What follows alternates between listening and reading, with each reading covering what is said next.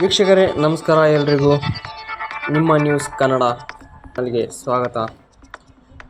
Karwar Satish sail ಸೂಚನೆಗೆ ಇದೀಗ ಮತ್ತೆ ಶೋಧ ಕಾರ್ಯ ಆರಂಭವಾಗಿದೆ. ಉಡುಪಿಯ ಮುಳುಗು ತಜ್ಞ ಈಶ್ವರ್ ಮಲ್ಪೆ ಅವರು ಗಂಗಾವಳಿ ನದಿಯಲ್ಲಿ ಪರಿಶೀಲಿಸುವ ವೇಳೆ ಗ್ಯಾಸ್ ಟ್ಯಾಂಕರ್ನ ಸ್ವಲ್ಪ ಭಾಗ ಪತ್ತೆಯಾಗಿದೆ ಎಂದು ತಿಳಿಸಿದ್ದಾರೆ.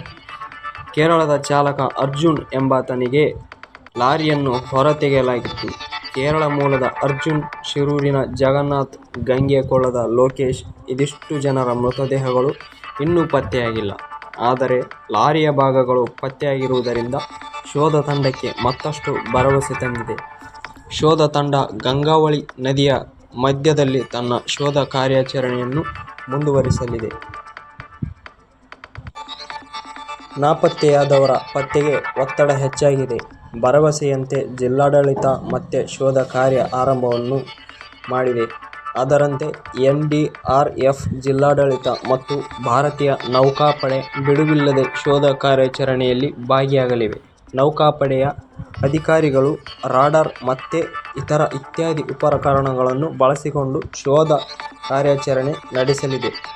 ಡೈವರ್ಗಳು ನಾಪತ್ತೆಯಾದ ಮೂವರಿಗಾಗಿ ನೀರೊಳಗೆ ಮುಳುಗಿ ಶೋಧ ನಡೆಸಲಿದ್ದಾರೆ.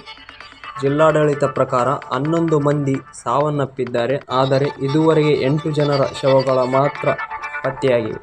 ಕೇರಳ ಸರ್ಕಾರ ಮತ್ತು ಮಾಧ್ಯಮಗಳು ಶೋಧ ಕಾರ್ಯಾಚರಣೆಗೆ ಮುಂದಾಗುವಂತೆ ಒತ್ತಾಯಿಸುತ್ತಿವೆ. ವೀಕ್ಷಕರೇ, ಕಾದು ನೋಡೋಣ ಏನೆಲ್ಲ ಆಗುತ್ತೆ ಎಂದು. ಆದಷ್ಟು ಬೇಗ ಶೋಧ ಕಾರ್ಯ ಯಶಸ್ವಿಯಾಗಲಿ ಅಂತ ಆ ದೇವರಲ್ಲಿ ಕೇಳಿಕೊಳ್ಳೋಣ. ಧನ್ಯವಾದಗಳು. ವಿಡಿಯೋ ನೋಡಿದ್ದಕ್ಕೆ. ನಿಮ್ಮ ನ್ಯೂಸ್ ಕನ್ನಡ ಚಾನಲ್ನ ಸಬ್ಸ್ಕ್ರೈಬ್ ಮಾಡಿಕೊಳ್ಳಿ. ಮತ್ತೆ ಸಿಗೋಣ ಮುಂದಿನ ವಿಡಿಯೋದಲ್ಲಿ. ನಮಸ್ಕಾರ.